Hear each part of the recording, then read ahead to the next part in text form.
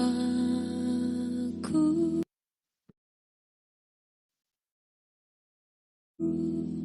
Yesus penebus,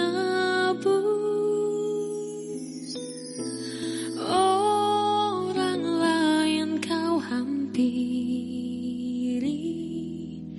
jangan jalan terus.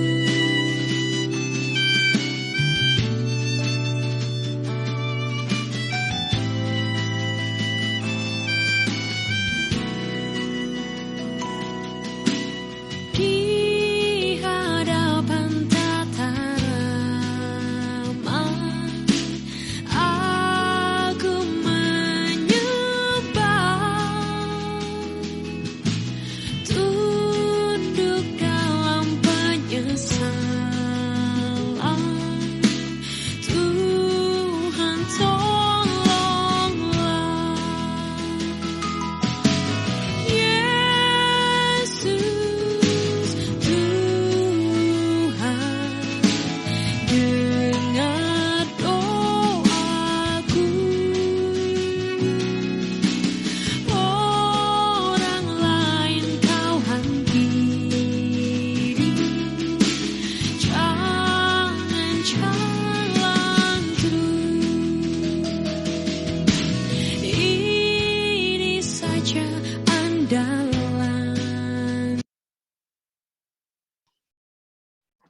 Boleh pimpin kita dalam doa pembuka. Kakak Abang, suara saya kedengaran? Kedengaran, Kak? Amang Rajiun, Kakak Abang, kita satukan hati, kita berdoa. Sekali lagi kami datang Tuhan di hadapan-Mu, menundukkan hati kami, mensyukuri kalau Tuhan telah menganugerahkan keselamatan itu kepada kami. Dan kami mau memberikan apa yang sudah Tuhan titipkan kepada kami, talenta kami ya Bapak, untuk kami persembahkan sebagai saluran berkat bagi sesama kami. Bukti kami ya Tuhan, mensyukuri anugerah yang sudah Tuhan nyatakan kepada kami. Meski itu ya Tuhan, tidak layak di hadapan-Mu, tetapi biarlah Engkau yang melayakkan ya Bapak. Menyempurnakan supaya kasih-Mu ya Bapak bisa sampai kepada saudara-saudara kami. Khususnya kepada remaja yang Tuhan titipkan di gereja KBP Serpong. Dan malam hari ini kami mau persiapkan diri kami melalui sermon. Tuhan kiranya yang memberkati Amang Rajium untuk bisa memimpin kami dengan roh-Mu. Ajarilah kami ya Tuhan supaya kami rendah hati, lembut, bisa firman-Mu berdiam dalam hati kami, dan kami juga bisa menyampaikannya dengan baik kepada adik-adik kami, remaja. Tuhan, ada teman-teman kami yang masih belum hadir saat ini, apapun Tuhan kendalanya, baik teknis, kesehatan, dan kondisi yang tidak bisa kami ketahui, kami mau serahkan kepada Tuhan. Tuhan kiranya menyertai. Dalam nama Yesus Kristus, kami berdoa. Amin. Terima kasih Kak Join. Kami serahkan sekarang kepada Pendeta Rajiun untuk memulai sermon kita. Oke, selamat malam ya Abang Kakak ya. Mari kita buka Alkitab kita. Kita baca teksnya dulu.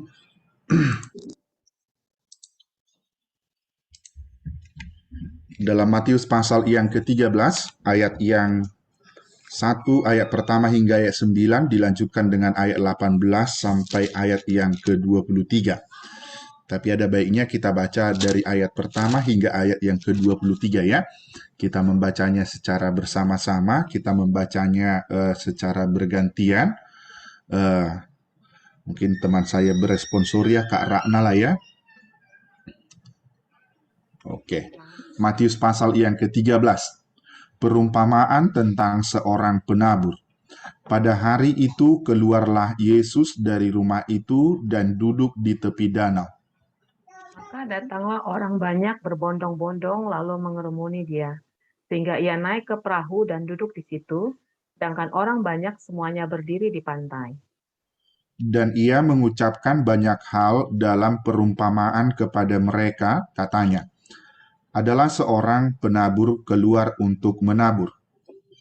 Waktu ia menabur, sebagian benih itu jatuh di pinggir jalan, lalu datanglah burung dan memakannya sampai habis.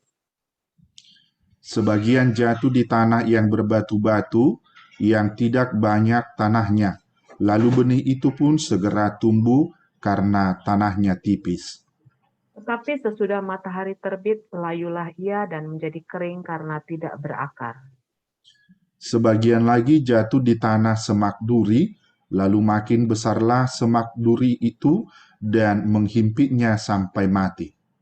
Dan sebagian jatuh di tanah yang baik lalu berbuah. Ada yang 100 kali lipat, ada yang 60 kali lipat, ada yang 30 kali lipat. Siapa bertelinga hendaklah ia mendengar.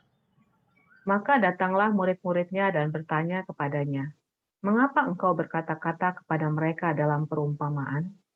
Jawab Yesus, kepadamu diberi karunia untuk mengetahui rahasia kerajaan surga, tetapi kepada mereka tidak.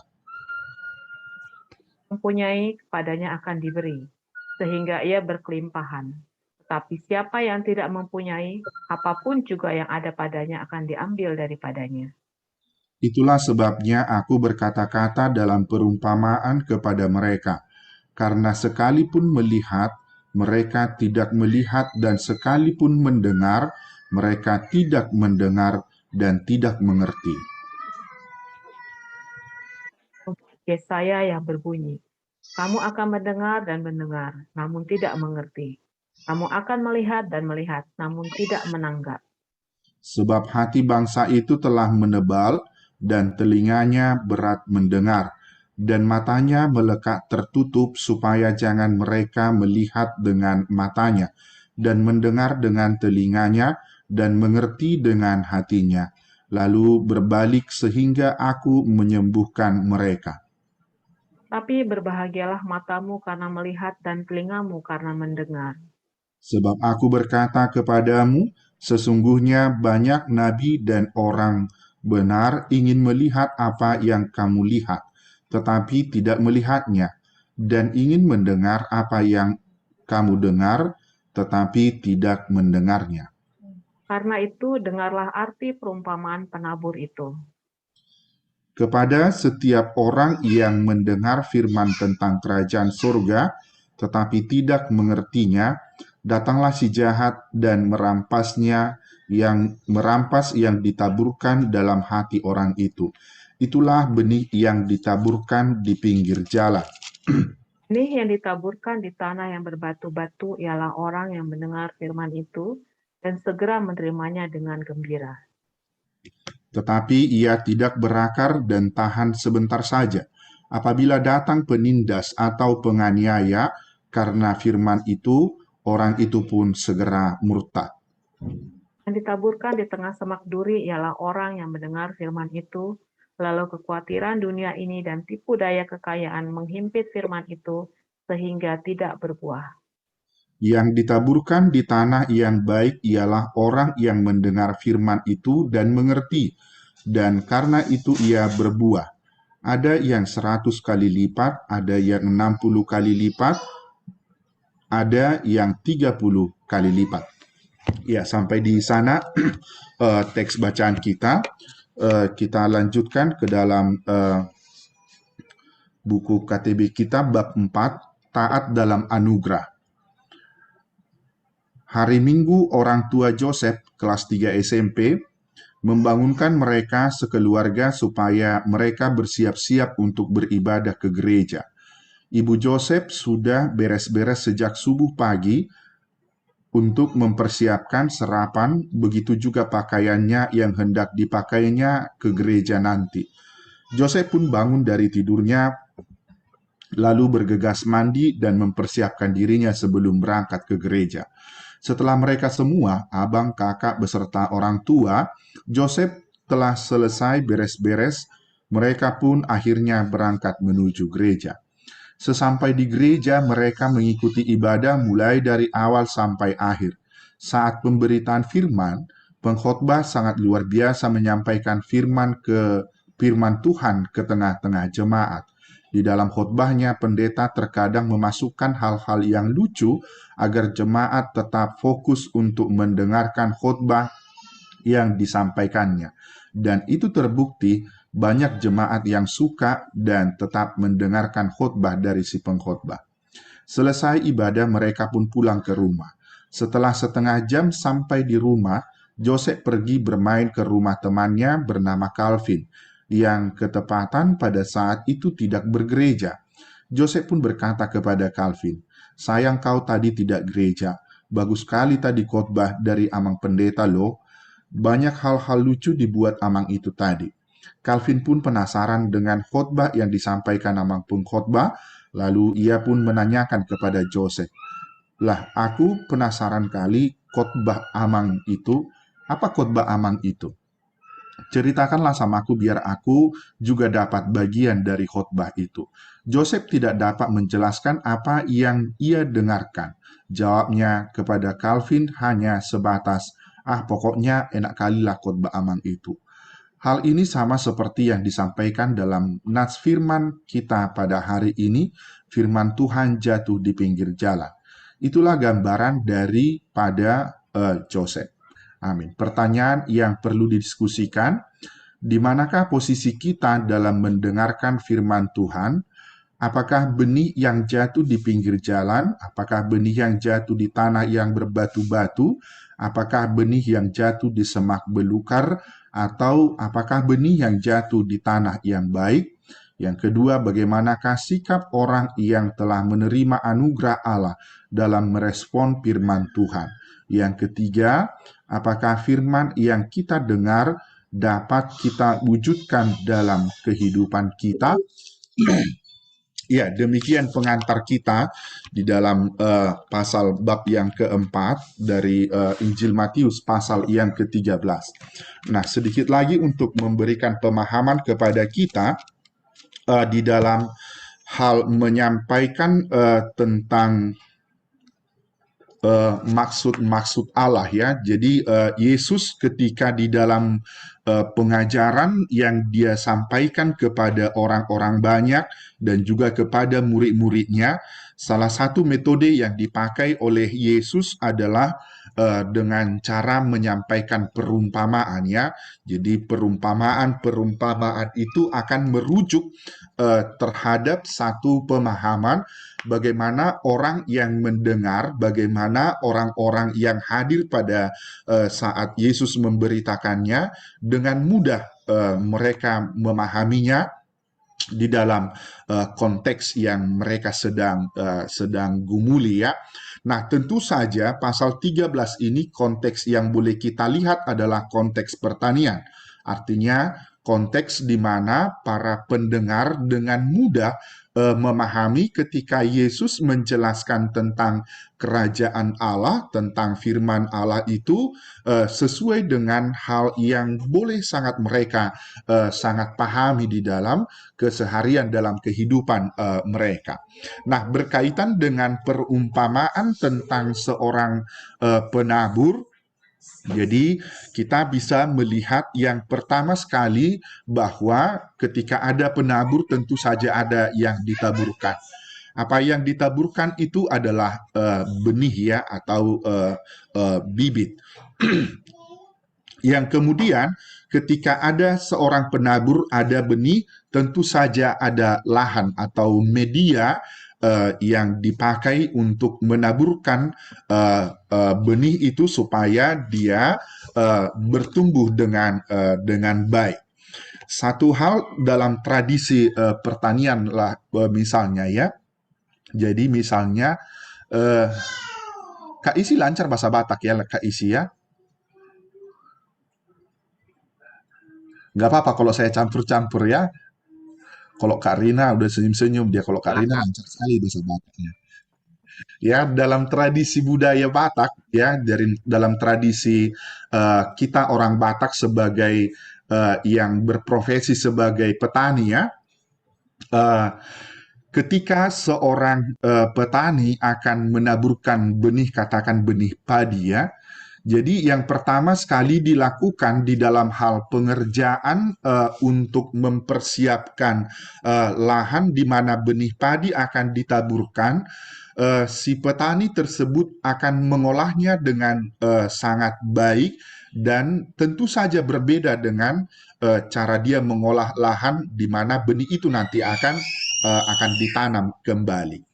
Nah, tentu saja dari proses orang menaburkan benih, misalnya di dalam tradisi gereja kita HKBP, jadi kalau misalnya di HKBP Serpong pernah merayakan pesta Gotilon ya, jadi di dalam agenda kita itu ada pesta Gotilon. Nah, pesta Gotilon itu ternyata dimulai dari tradisi jemaat yang datang ke gereja dengan membawa benih padi. Jadi benih padi itu dibawa ke gereja sebagai simbolik tentunya ya. Nanti padi yang dibawa ke gereja itu didoakan secara khusus dalam tradisi liturgi HKBP dan itu akan dibawa kembali pulang ke rumah. Kalau misalnya satu keluarga itu membawa satu kaleng, yang satu kaleng itu akan dicampur dengan misalnya bibitnya 3 kaleng atau 5 kaleng, itu akan dicampur kembali dan setelah didoakan akan terjadi proses beberapa tahap sampai dia ditaburkan. Yang pertama sekali padi itu akan direndam dulu, baru nanti dia setelah pecah ya dari cangkangnya, barulah nanti petani menaburkannya kepada lahan yang sudah dipersiapkan dengan bagus. Tentu saja berbicara tentang lahan yang buat dia berbeda dengan ketika nanti padi itu sudah tumbuh, benih itu sudah tumbuh, tentu saja cara pengelolaan tempat wadah di mana benih itu akan ditaburkan akan sangat menentukan terhadap pertumbuhan benih padi itu. Nah, di dalam tradisi itulah yang diharapkan bahwa di dalam pemilihan benih juga ternyata itu menjadi salah satu unsur yang penting. Yang seperti apakah yang dia di dalam dikategorikan dia sebagai benih. Ya, jadi pernah dengar kata Salamat Dasor Sega Luhutan? Kak Ratna masih pernah dengar nggak? Oh, jadi luhutan itu ya, jadi kita harus flashback-nya ke konteks pertanian Batak ya. Jadi luhutan itu adalah misalnya ketika padi itu nanti sudah pada proses mau dipanen. Jadi ketika itu nanti disabit ya, dia akan dikumpulkan kepada satu kumpulan yang dia dibentuk sebagai bentuk yang melingkar ya sampai keseluruhan proses panen itu selesai. Nah, nanti ketika itu dibiarkan beberapa hari, ya bulir-bulir dari padi itu akan jatuh dengan sendirinya di dalam luhutan yang dikatakan luhutan itu. Nah, tentu saja yang manakah yang jatuh ini dari bulir-bulir padi ini, ternyata dia adalah padi yang lebih dulu matang, yang lebih dulu sudah secara umur dia sudah bagus untuk ini, dan itu tidak perlu harus di apanya namanya bahasa Indonesianya di bahasa Indonesia nih kalau marpanen itu ya di dalam itulah. Nah, itulah yang diambil menjadi benih yang akan ditaburkan nanti. Nah, kita dapat melihat melalui proses mulai dari pemilihan benih sampai dia dibawa di dalam tradisi kekristenan, dibawa ke gereja, melibatkan di dalam doa tradisi di dalam gereja kita, sampai kepada menabur benih itu sampai dia nanti ditanam kembali kepada lahan yang begitu luas. Satu yang diharapkan para petani adalah bahwa semua benih yang ditaburkan itu akan tumbuh dengan baik. Jadi tidak satu butir pun padi yang tidak akan tumbuh ketika dia juga disamaikan dengan merata. Nah, konteks itu tentu saja sangat gampang dipahami oleh orang-orang yang yang hidup di dalam konteks pertanian. Nah, kita mikrokan di dalam konteks yang boleh kita lihat di dalam kehidupan kita yang sekarang. Nah, tentunya para abang kakak setidaknya pernah tanam bunga di rumah. Ya, bukan bunga bank ya, tapi bunga hidup. Ya, ketika kita memiliki tumbuhan, ketika kita memiliki tanaman di rumah, misalnya tanaman itu atau kembang itu atau bunga itu, ketika kita misalnya menyamaikannya atau memisahkan dari pokok yang telah banyak untuk mengambil beberapa bagian, tentu saja ada beberapa tahapan yang harus kita persiapkan, termasuk mempersiapkan komposnya, termasuk mempersiapkan pupuknya, dan juga sampai dia bertumbuh, ada tentunya jenis-jenis yang memang kita harus menyiramnya dengan air yang cukup. Ketika kita menyiramnya, bisa saja bunga kita itu mati. Nah, itu sangat gampang kita pahami dan juga para anak-anak remaja pasti sangat gampang memahaminya.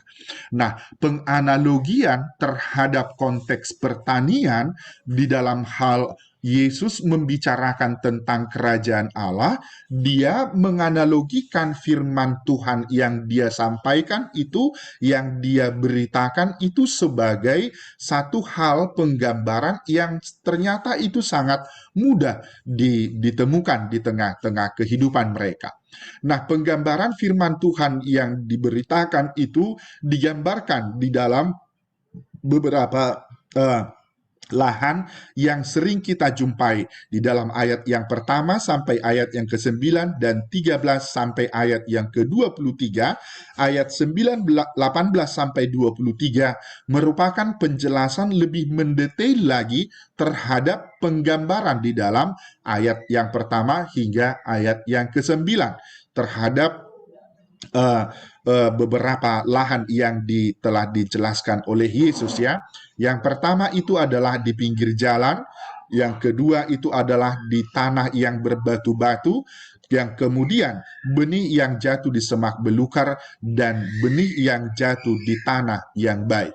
Nah, tentu saja tradisi yang kita sudah bicarakan tadi adalah lahan yang memang dipersiapkan dengan bagus supaya benih itu tumbuh dengan benar. Nah, demikianlah dia menggambarkan dan menjelaskan tentang hal kerajaan sorga atau firman itu yang datang di tengah-tengah kehidupan orang-orang yang percaya. Nah, di dalam pemberitaan yang dilakukan oleh Yesus tentu saja bukanlah seperti gambaran yang sudah kita jalani saat ini ya, tetapi mereka adalah orang-orang yang datang memang dari berbagai latar belakang dan motivasi. Motivasi yang dia mengikut dan mendengarkan tentang pembelajaran yang dijelaskan oleh Yesus Kristus. Nah, di dalam 4 lahan inilah, di dalam konteks pertanian, Yesus menjelaskan tentu saja yang menjadi skopus kita, menjadi tujuan kita di dalam pasal yang keempat ini adalah bagaimana kita melihat anugerah itu di dalam satu nilai ketaatan. Jadi yang mau kita tunjukkan adalah proses dari pemilihan bibit, proses dari pengolahan lahan, proses dari menaburkan benih itu di tempat yang seperti apa dia ditaburkan. Mungkin skopus kita supaya tidak terlalu meluas ya, kita skopuskan di dalam bagian yang keempat. Yang ketiga tentunya sebagai pembanding kita untuk semakin melihat bahwa benih yang jatuh di tanah yang baik itu, benih yang jatuh yang ditaburkan di tanah yang baik itu, tentu saja dia akan senantiasa menghasilkan di dalam ayat yang ke-23 dan ayat yang ke-8 ya.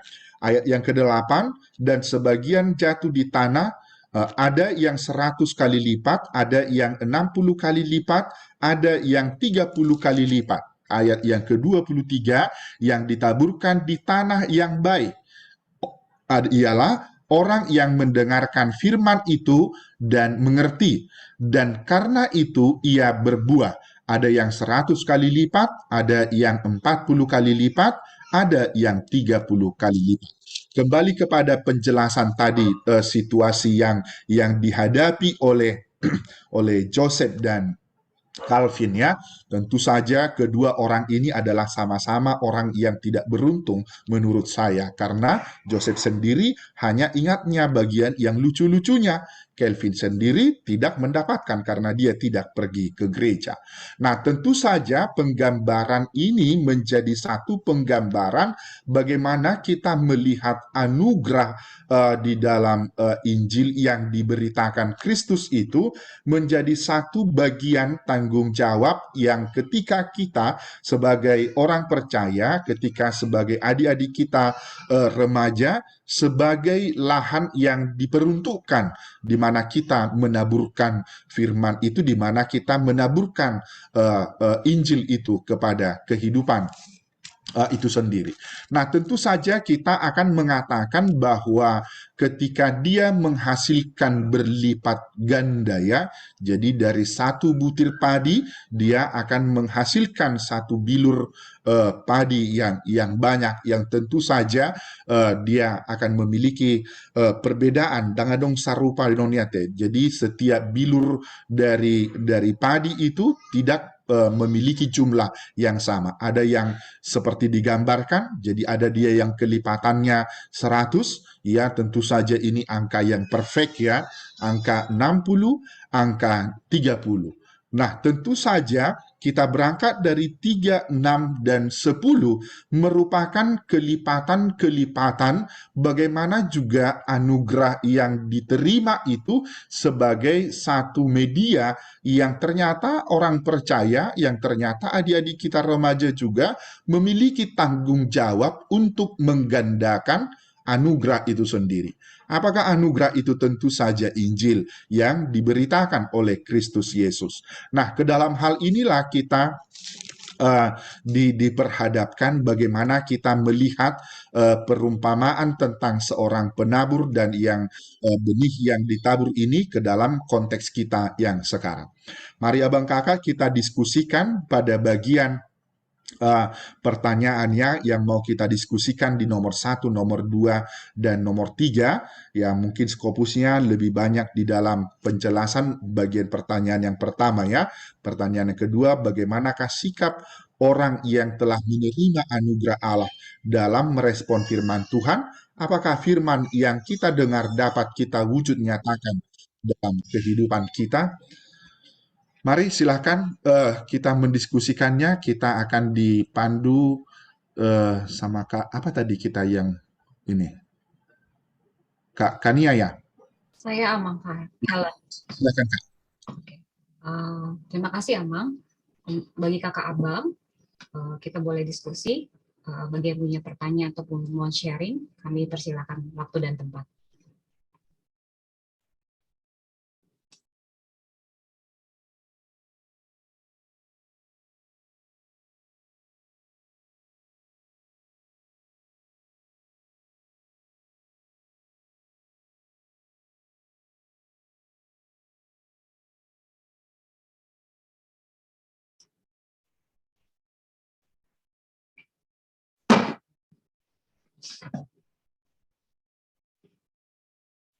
Kakak abang, ada yang mau di-sharingkan atau yang mau ditanyakan? Dari Opung Roni.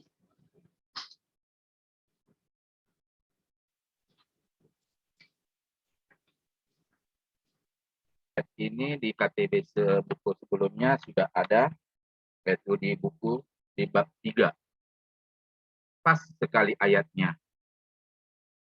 Jadi mungkin di sini kita kemarin kan pasti sudah KTB, sudah tahu jawaban remaja. Karena terus terang di remaja KTB saya bilang, yang tahu hati kalian, kalian. Apakah kalian mendengar firman itu bisa bertumbuh atau gimana? Mereka belum bisa mengatakan karena mereka memiliki hati yang subur. Gitu. Jadi karena KTB saya kelas 7, jadi pada mereka mengatakan mereka seperti ya belum bisa bertumbuh karena mereka belum, masih muda, belum mengerti. Dimana dia ayat pertama ini kan kita harus mengembalikan kepada adik-adik remaja, mereka yang tahu hati mereka bagaimana ketika mendengar firman Tuhan. Bagi mereka yang mungkin kelas 7, ketika mendengar khotbah itu apa itu tentang firman Tuhan itu, penabur itu kan kita sampaikan sekarang ini kan sebenarnya penabur itu kan Tuhan Allah, Tuhan Yesus. Tetapi saya sampaikan penabur itu di sini bisa pengkhotbah, bisa pendeta, bisa sintua. Saya bilang juga bisa orang tua. Karena mereka menyampaikan firman gitu. Karena juga orang tua itu merupakan Tuhan yang kita lihat. Saya bilang begitu. Jadi di sini bagaimana kalian merespon? Kami belum bisa untuk bisa merespon secara fokus. Mereka bilang. Jadi kita harus bisa mendiskusikan lagi, lebih dalam lagi. Mungkin dari yang kita tarik dari bab 3, nih sekarang bab 4 nih. Kasus yang berapa hari ini kalian mengalaminya gimana. Mungkin itu yang aku bilang ke Kak Helen. Karena kita merespon dari bab 3 ke bab 4 ini ke mereka tentang aplikasi. Mereka akan mencerna hati mereka dulu.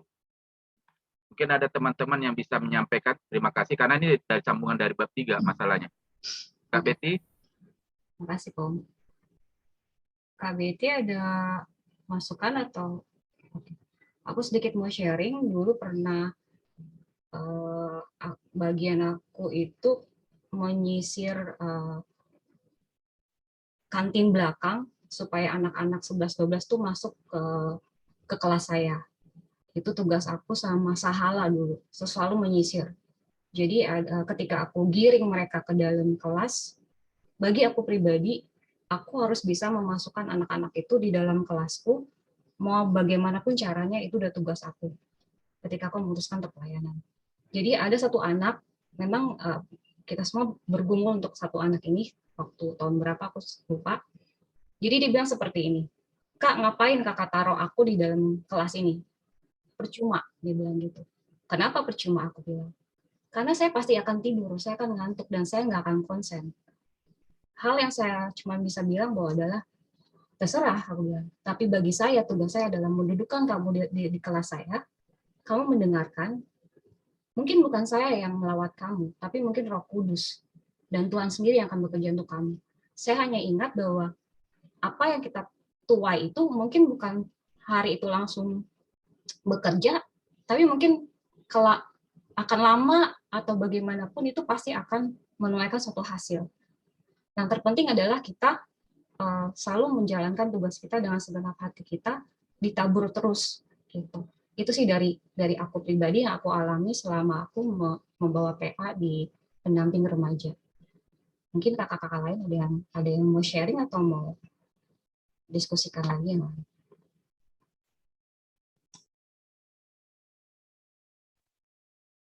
Kak Hel, mau nanya dong. Oke Kak, Kamel. Aman, saya mau nanya. Firman Tuhan ini kan kita pelajari gitu ya, kita berusaha mengerti supaya untuk kita terapkan di kehidupan kita sehari-hari untuk kita lebih baik lagi.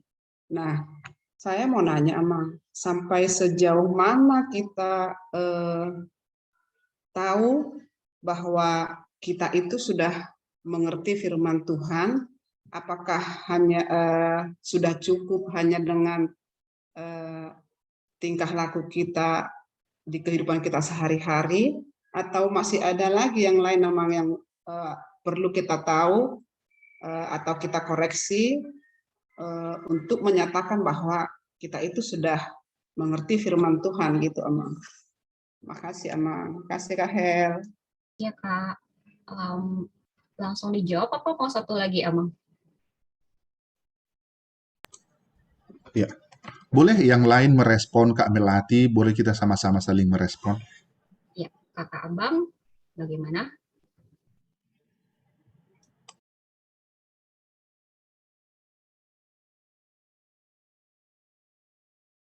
Helen, Ya, Pung. boleh merespon dari Kak Melati? Boleh, Pung. Tidak ada pernah kata lulus dalam mempelajari firman Tuhan. Ketika kita merasa cukup, kita akan ada merasa merasa kesombongan rohani, aku sudah mempelajari ini loh, aku sudah mengerti ini loh. Kita menurut saya ya Kak Mel, lakukanlah apa yang menurut kakak itu yang benar dilakukan. Karena hal yang selesai apapun yang sudah kita lakukan, hanya Tuhan yang tahu. Hanya Tuhan yang menilai. Kalau orang menilai, mungkin, oh, ngeburju halakon. Nah, tapi Tuhan melihat hati kita, apa kita. Jadi, patokan kita hanya Tuhan. Jadi, lakukanlah itu seakan kita tidak melakukan apa-apa. Jadi, hidup itu memang untuk, kita bilang, melayani sesuai dengan apa firman Tuhan. Jadi, tidak cukup untuk kita bilang selesai, udah banyak kita pelajari firman Tuhan. Saya kurang dok, alana, nah Ugoto ya sampai kita selesai ajar kita, ya kita tetap mempelajari tetap karena yang kita belum tentu yang kita lakukan benar, karena Tuhan yang membenarkan kita. Itu konsalian yang Yakobus. Jadi apapun lakukanlah dalam kehidupan kita. Menurut saya sih ya Kak. Bisa di apa Mang, dia koreksi Mang, melihatnya.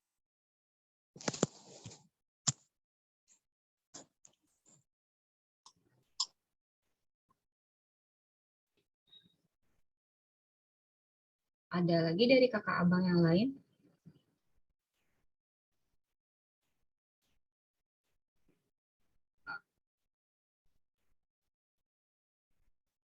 Oke, kami serahkan kepada Amang.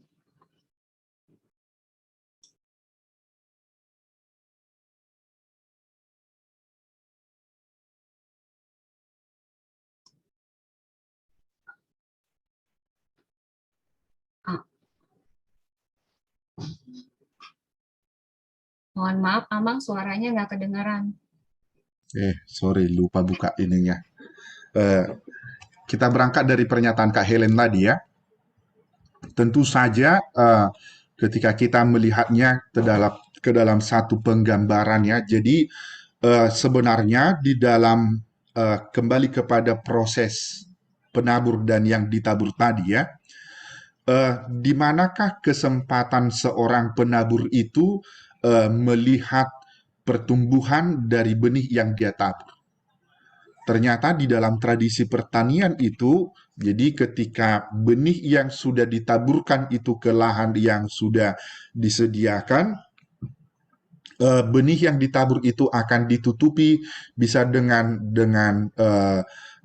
ini ya, ada yang buat dari tikar atau ada yang menutupnya dengan tanah yang halus lagi dari atasnya, dan akan ada beberapa peninjauan yang dilakukan oleh penabur untuk memastikan apakah benih yang ditabur itu bertumbuh dengan baik atau enggak. Nah, kita lihat di dalam pertanyaan Kak Melati tadi, sejauh mana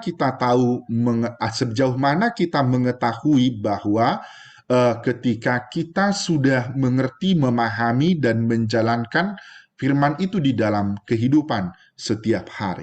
Nah, jawabannya adalah apa yang dikatakan Kak Helen tadi, bahwa tentu saja ketika penabur itu menaburkan, ketika petani itu menaburkan benihnya, ketika si petani itu tidur, dan tentu saja dia tidak melihat, dia tidak mengetahui seberapa cepatnya benih itu akan mulai mengeluarkan tunasnya, mengeluarkan daunnya. Artinya yang mau dikatakan bahwa melalui Roh Kudus yang diberikan kepada umat percaya, kepada orang-orang, ternyata Roh Kudus itu juga memiliki peranan ketika dia juga berperan mengubah bahkan apa yang tidak bisa kita rubah, termasuk perilaku misalnya satu adik remaja yang mungkin tanda kutip yang harus punya perhatian khusus terhadap si anak tersebut. Nah, tentu saja sebagai penabur dalam hal ini kita sebagai konteks PDR, nah tentu saja di dalam pertumbuhan akan mengerti, mengetahui, bahkan memahami firman yang kita sampaikan. Tentu saja kita akan selalu berangkat dari konteksnya, kepada siapa kita sampaikan firman itu. Nah, tentu saja kalau diaplikasikan di dalam konteks Matius pasal yang ke-13 tentang konteks petani ya, seorang penabur, mungkin bagi anak-anak remaja, bagi adik-adik remaja yang sudah lahirnya di rumah sakit, yang sudah dia umur setahun sudah pegang gadget. Nah, ketika kita ceritakan tentang penabur sebagai petani ini, mungkin kurang menarik bagi mereka. Ya, tentu saja kita akan cari metode. Kalau saya menceritakan ini kepada anak-anak remaja, misalnya yang kelas 7 sampai yang kelas 12 ya SMA ya, yang kelas 12, tentu saja yang pertama sekali kita lihat konteksnya mereka. Yang pasti setidaknya mereka pasti punya mainan atau permainan di dalam gadgetnya itu ya. Semua permainan apapun itu di dalam gadget anak-anak kita itu pasti dimulai dari nol. Ya, dimulai dari level 1 sampai level berapa dia kalau misalnya anak-anak itu main ML ya, Mobile Legend ya, tentu saja semua permainan itu dimulai dari awal. Artinya saya pikir konteks ini bisa kita pakai untuk menggiring mereka supaya terhadap satu tujuan yang di dalam bagian lahan yang ini ya, lahan yang dipersiapkan dengan baik itu. Nah, tentu saja di dalam hal penyampaian kita sebagai penabur kita harus benar-benar mengetahui kepada siapa firman itu yang kita sampaikan.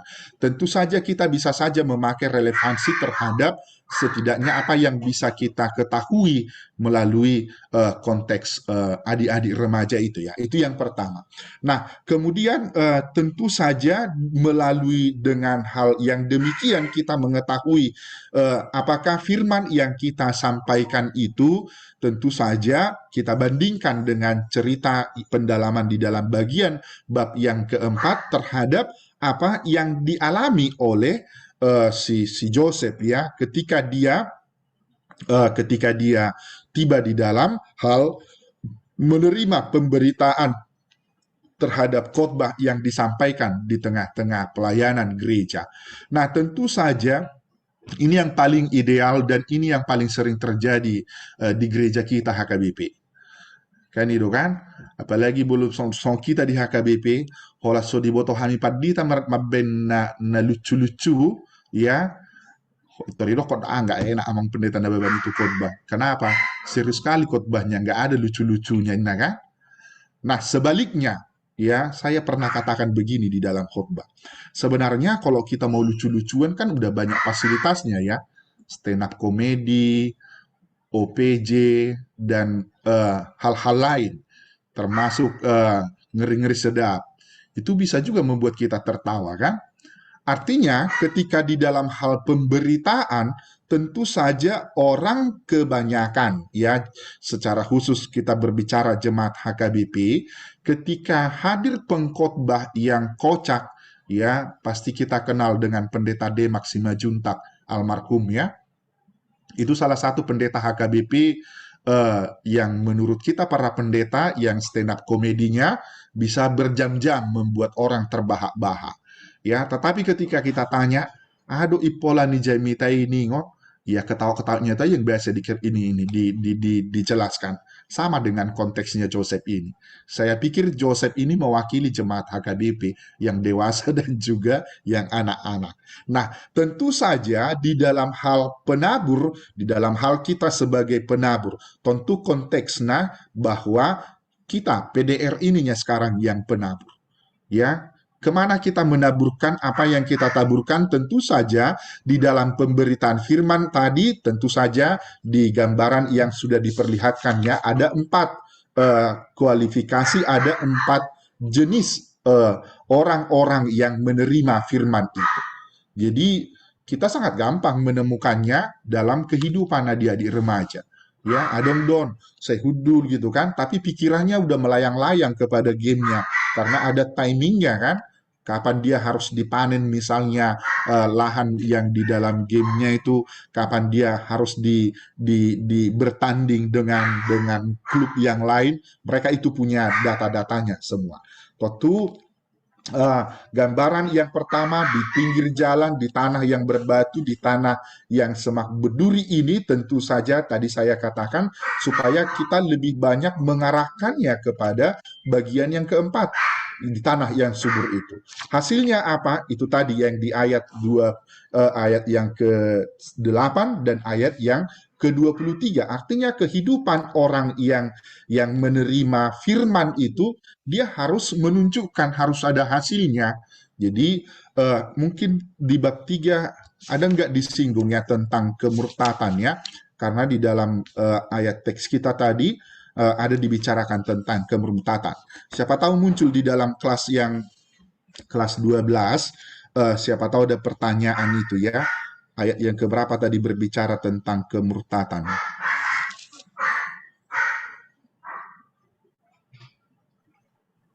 Ayat 21, Amang. Ayat 21.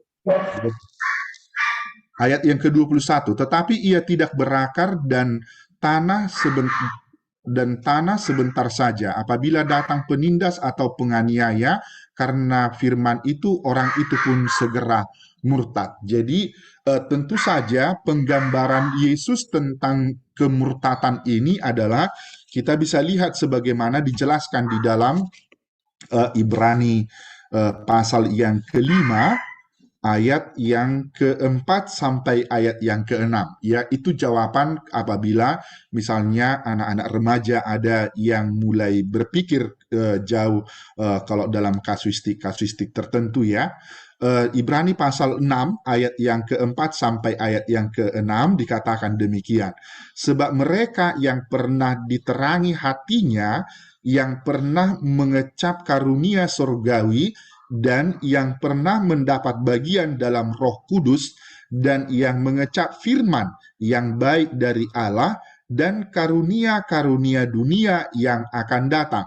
Namun, yang murtad lagi tidak mungkin dibaharui sekali lagi sedemikian hingga mereka bertobat, sebab mereka menyalibkan lagi anak Allah bagi diri mereka dan menghinanya di muka umum. Artinya bahwa kemurtatan itu artinya penggambaran terhadap tiga konteks lahan yang tentu saja itu bukan ke sana digiring oleh Yesus ya. Tentu saja dalam hal itu pun bahwa di tengah-tengah dunia, di tempat di mana dia berada, tentu saja akan selalu diperhadapkan dengan berbagai kesulitan yang dia hadapi di tengah-tengah kehidupannya. Nah, dalam konteks yang demikianlah ketika kita misalnya bagian yang kedua dikatakan, bagaimana sikap orang yang telah menerima anugerah Allah dalam merespon firman Tuhan?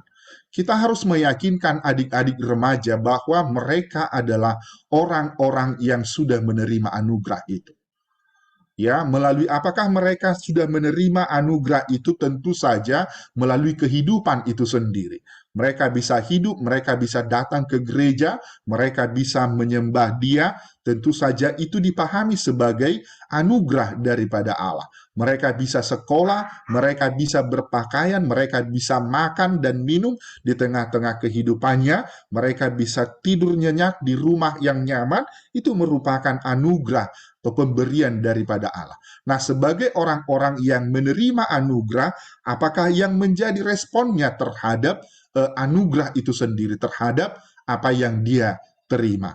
Tentu saja hal yang paling sederhana adalah bersyukur, ya, mengucap terima kasih. Ya, ketika misalnya dia melihat di dalam kehidupan setiap hari, dia diberikan orang tua yang dapat menyekolahkan, yang dapat mengasihi dia dalam hidup setiap hari, respon dia sebagai anak yang menerima anugerah itu, dia harus merespon itu di dalam rasa syukur. Ya, dan yang kedua, apakah firman yang kita dengar dapat kita wujud nyatakan dalam kehidupan kita? Tentu saja yes. Ya, itu pasti bisa orang melakukan itu, tentu saja mengenai hasilnya, tentu saja bukan kita yang mengukur sebagai umat manusia, ya, yang memberi ukuran, yang memberi takaran itu adalah Sang Pemberi anugerah itu sendiri, ya. Jadi kita harus melihat di dalam judul bab 4 ya, taat dalam anugerah. Artinya ketaatan yang memang harus ditunjukkan.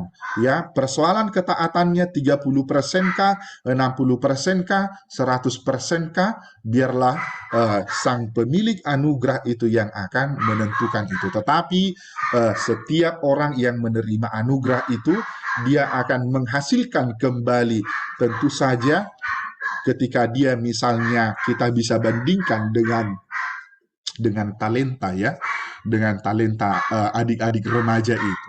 Ya, ketika dia diberikan talenta satu, berapa dia yang kembalikan kepada Tuhan?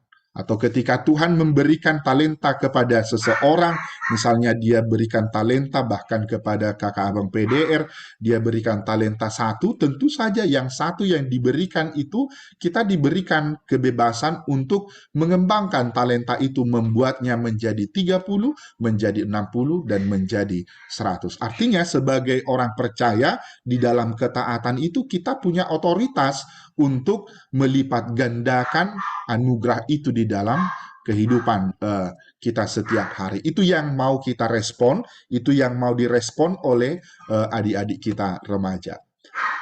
Itu dulu untuk merespon Kak Helen dan Kak Melati. Baik, terima kasih Amang. Kakak Abang ada lagi pertanyaan atau ada lagi sharing dari Kakak Abang? Kak Helen, aku mau tanya. Boleh, Kak Isi. Ya, Mang Pendeta mau tanya. Jadi kalau dari yang saya baca ini kan, ini kayaknya aku banget gitu ya. Jadi beberapa kali tuh rasanya ke gereja tuh mungkin dirasakan oleh teman-teman remaja juga kayak udah rutinitas gitu. Karena dari kecil ya pasti tuh tiap minggu mama tuh pasti bangun pagi, siapin sarapan, terus kita mandi, sarapan, terus kita berangkat ke gereja, terus kita duduk di gereja, kita pulang, ya udah lupa aja itu tadi pendeta bahasnya apa kayak gitu. Mungkin seringkali kita seperti itu gitu. Itu kan kalau di dalam buku ini itu adalah firman Tuhan yang jatuh di pinggir jalan. Nah, pertanyaan aku adalah gimana caranya supaya dari kitanya sendiri, dari diri remajanya sendiri bisa mempersiapkan hatinya supaya hati mereka itu adalah tanah yang baik gitu untuk menjadi tempat firman Tuhan ditaburkan.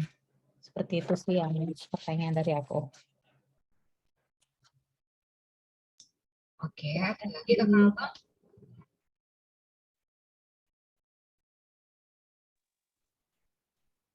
Kak Diana? Kak Helen, Ya. mau Hai mau Kak. sharing sedikit. Oke, boleh Kak. Berhubungan dengan firman ya. Saya pernah berkata ke adik remaja, mohon dia koreksi ya Mang kalau ada yang salah. Saya katakan bahwa ketika kita berdoa, kita menyampaikan apa yang ada di hati kita kepada Tuhan. Nah, ketika kita mendengar firman, baik dari Alkitab, baik dari lagu-lagu, baik dari khotbah, atau dari manapun, baik ketika engkau beribadah di gereja, itu adalah saatnya di mana engkau mendengar apa yang mau Tuhan katakan padamu. Jadi saya katakan kepada mereka, ketika kau bergereja, kau harus siapkan hati, telingamu, matamu untuk mendengar nih. Apa ya yang mau Tuhan katakan kepadaku pada hari ini. Jadi artinya ketika engkau ke gereja mendengar firman, sebenarnya kau harus siapkan hatimu. Saya bilang gitu karena apa? Ketika kita dengar firman, kalau dari diri kita sendiri kita nggak bisa terima firman itu. Harus Roh Kudus yang bekerja. Makanya saya katakan kepada adik-adik remaja bahwa firman Tuhan itu bisa kita dapat dari lagu yang kita dengar, dari khotbah, dari tata ibadah kita. Itu semua firman Tuhan yang mau Tuhan mau berkata buat kita. Jadi saya bilang sih tips yang paling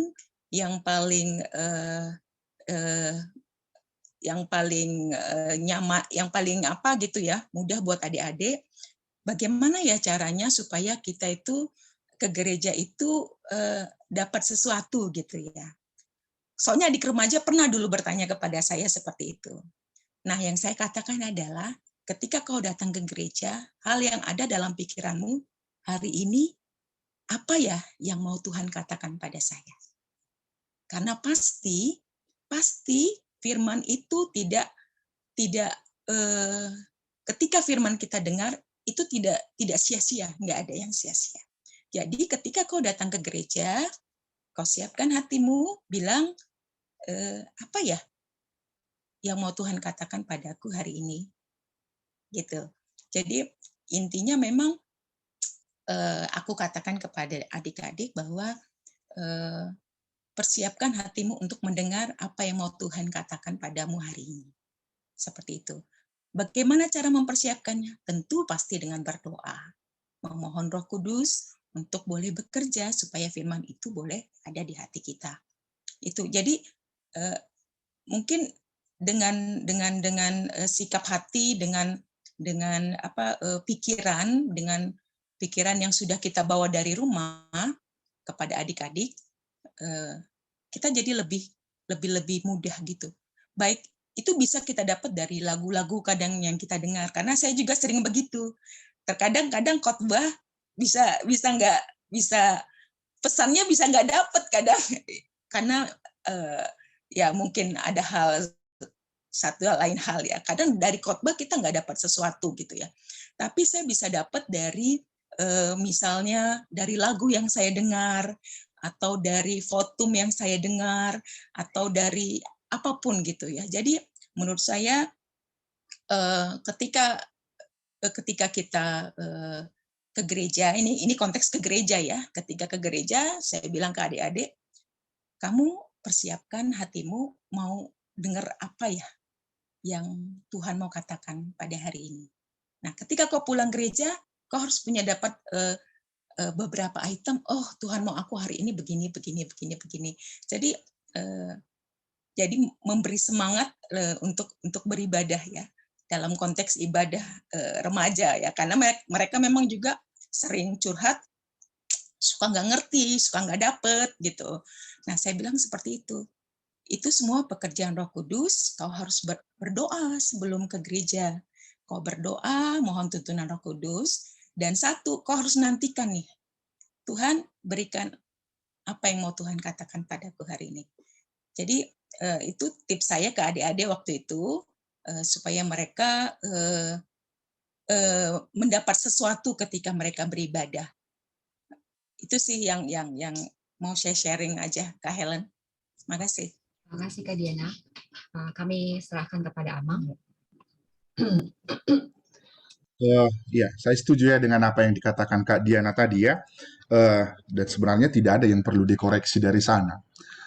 Untuk menambahkannya, kita harus ingatkan bahwa sebenarnya di dalam penyembahan yang kita lakukan, di dalam pujian yang kita lakukan di tengah-tengah kehidupan kita, sebenarnya kesemuanya itu adalah merespon Allah. Jadi sebenarnya artinya kalau kita bisa misalnya katakan sebenarnya Allah itu nggak butuh-butuh banget sama kita gitu. Kan kira-kira begitu kan? Ya artinya hadir nggak hadirnya abang kakak PDR di gereja, ya Tuhan itu ya nggak begitu pusing-pusing amat gitu. Tetapi melalui penggambaran itu kita seolah-olah diingatkan kembali terhadap keberadaan kita sebagai orang-orang yang menerima anugerah itu. Jadi tentu saja ketika kita beribadah, ketika kita memuji Dia, tentu saja pusat pujian kita itu kita arahkan kepada Sang Pemberi Anugerah itu. Saya selalu diinspirasi dengan lagu ini ya. Mungkin kita coba dengar sebentar.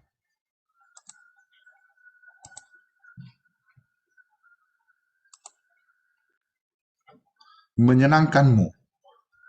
Ini sebenarnya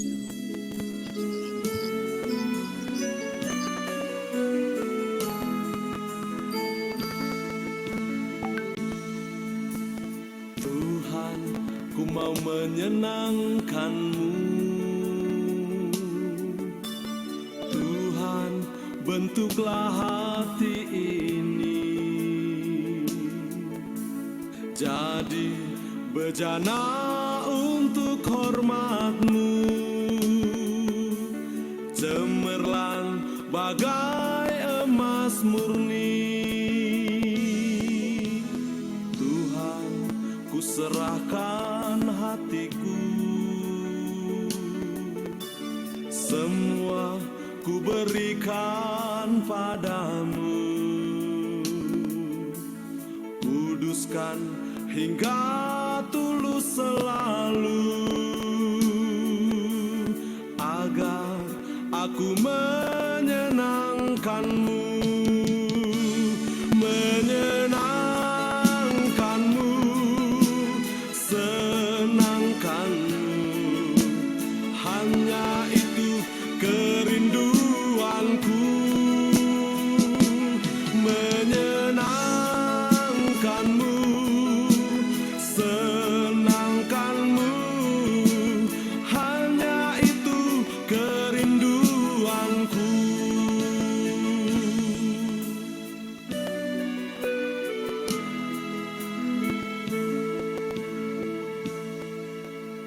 Tuhan, ku mau menyenangkan-Mu. Tuhan, bentuklah hati ini jadi bejana untuk hormat-Mu, cemerlang bagai emas murni. Tuhan, ku serahkan hatiku, semua ku berikan padamu. Kuduskan hingga tulus selalu, agar aku menyenangkan-Mu, menyenangkan-Mu, senangkan-Mu. Hanya itu kerinduanku, menyenangkan-Mu, senangkan-Mu. Hanya itu kerinduanku.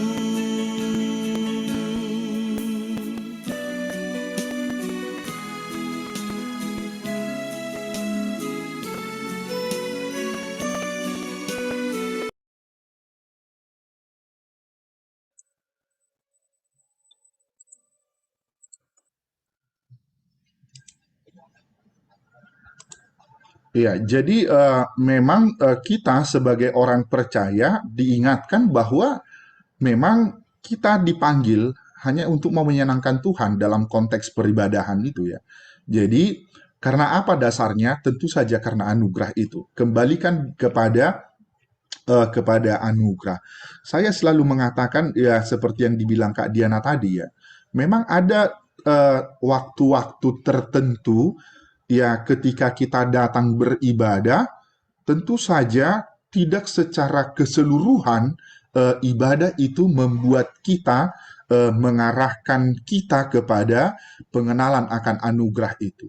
Tetapi saya yakin di dalam keseluruhan peribadahan itu, karena ibadah itu adalah ibadah yang kudus dan dikuduskan oleh Allah di dalam Roh Kudus itu sendiri, Dia yang menguduskan kita. Bahkan saya sering mengatakan, bahkan ketika mendengar khotbah sekalipun dia tertidur, saya selalu bilang itu bahwa Roh Kudus juga bekerja atas dirinya. Masih bisa tidur di gereja kan? Orang sekarang ada yang harus makan pil tidur baru bisa tidur. Ya, dengan datang dia ke gereja bisa dia tidur barang 30 menit, ya syukur kepada Tuhan, itu adalah anugerah. Jadi jangan selalu terganggu kalau misalnya abang kakak PDR mendengarkan khotbahnya Pendeta Nababan tertidur. Biarkan Roh Kudus bekerja. Roh Kudus akan membangunkan saudara ketika khotbah itu amin. Kan gitu kan? Adakah yang didapat? Ada kesegaran ini kan, kesegaran pendengaran, kesegaran mata, itu pasti satu anugerah.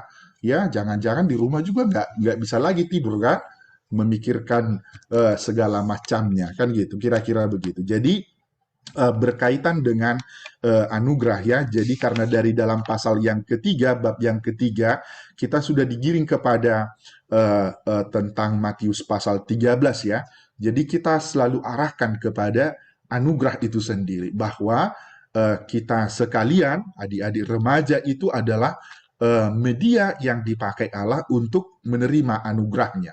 Anugerahnya apa? Tentu saja itu di dalam hal bagaimana dia melihat sebenarnya kalau entry point-nya hal yang paling gampang masuk bagi anak-anak remaja sebenarnya kita harus jelaskan juga, mungkin di pasal yang ketiga sudah dijelaskan ya, atau sebelumnya, apa sih itu anugerah, kan kira-kira begitu kan.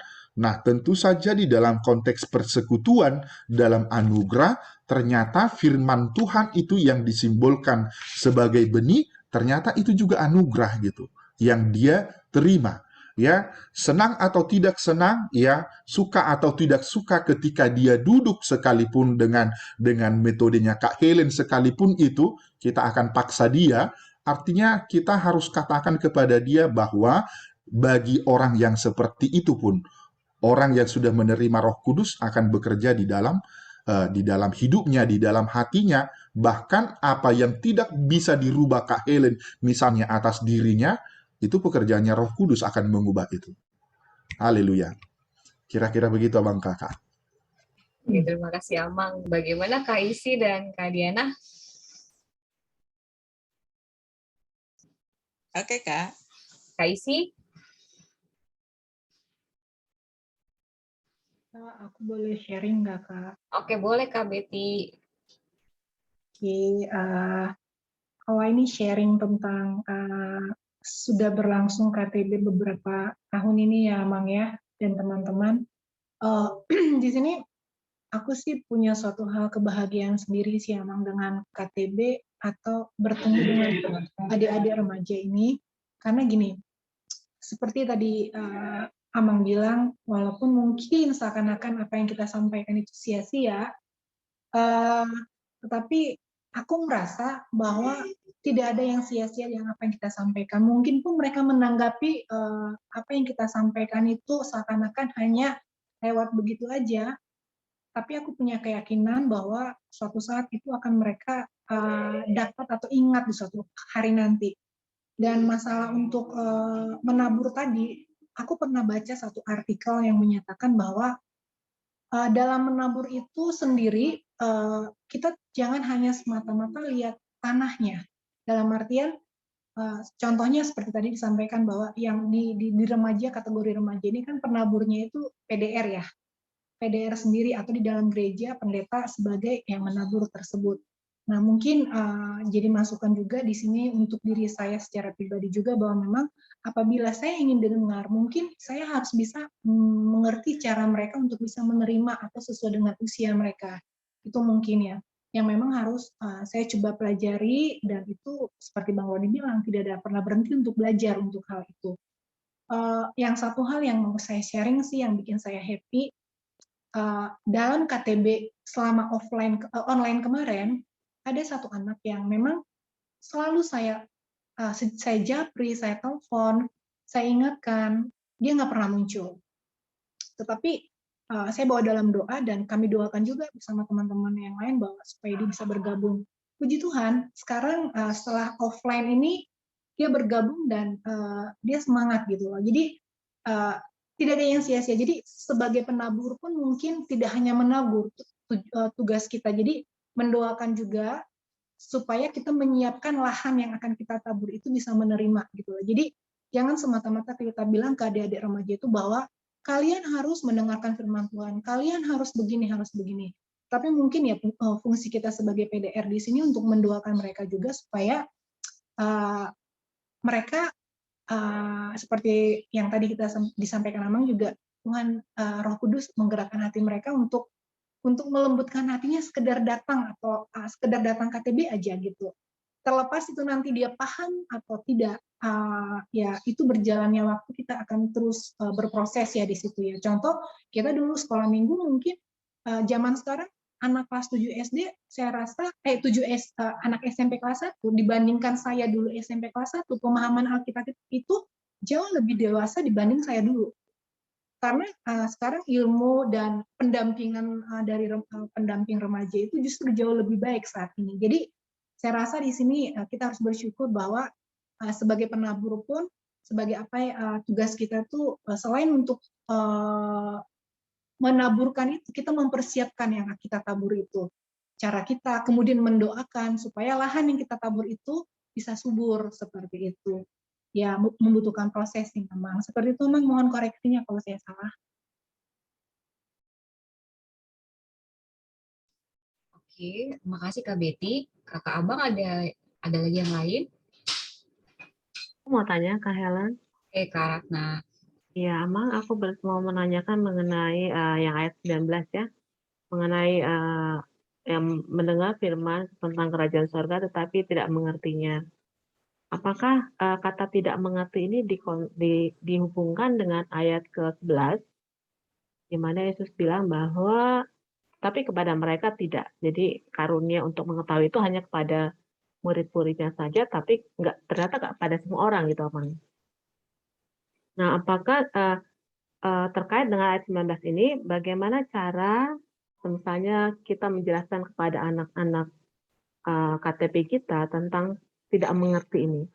Apakah tidak mengerti ini artinya kita bilang bahwa ternyata ada orang-orang loh yang tidak, memang Allah tidak membukakan hikmat mereka untuk memahami firman Tuhan, ataukah tidak mengerti di sini adalah anak-anak yang masa bodoh gitu, cuma yang seperti tadi itu, si Joseph yang hanya dengar yang lucu-lucunya aja gitu, Amang. Itu sih, Amang, pertanyaan saya.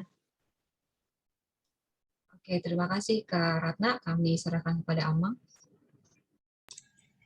Ya, langsung aja ya. Jadi ayat 19 kaitannya dengan ayat yang ke-11 itu, siapakah mereka yang tidak ambil bagian dalam anugerah itu? Ya, jadi orang-orang kalau dalam konteksnya Yesus itu, ya, jadi tentu saja Yesus yang memberitakan Injil itu, yang memberitakan kabar sukacita itu terhadap orang-orang yang menerima dia. Jadi tentu saja ketika ada orang-orang yang menerima dia, tentu saja itulah yang mendapat ambil bagian di dalam kerajaan sorga. Simbol di dalam pemahaman kita yang sekarang adalah orang-orang yang sudah menerima sakramen baptisan kudus. Ya, mereka menjadi anak-anak kerajaan sorga. Artinya mereka yang tidak mengerti itu adalah yang di luar baptisan itu, yang di luar dari keselamatan itu sendiri. Jadi tentu saja kalau di dalam ayat yang ke-19 ya, kepada setiap orang yang mendengar firman tentang kerajaan surga tetapi tidak mengertinya, datanglah si jahat dan merampasnya dan ditaburkan di dalam hati orang itu. Itulah benih yang ditaburkan di pinggir jalan. Itu tentu saja bagian atau kelompok yang sudah itu tadi ya. Jadi di dalam penggambaran 3 lahan itu, lahan di pinggir jalan, di berbatuan, dan di semak duri, itu merupakan gambaran kepelbagaian umat manusia ya.